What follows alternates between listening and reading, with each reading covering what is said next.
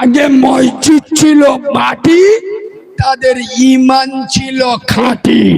এখন মসজিদ হয়েছে পাকা, আমাদের ঈমান হয়েছে পাকা। মাথার উপরে ঘুরছে শুধু পাকার পাকা।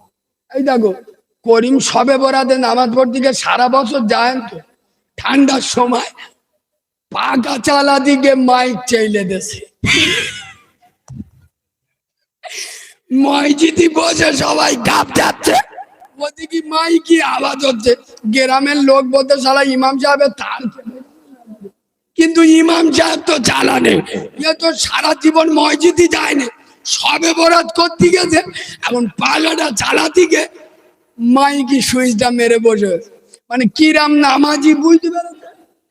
মসজিদে নামাজ পড়বেন না, মুসল্লি দেবেন না, তিনতলা চারতলা মসজিদ করেন কেন?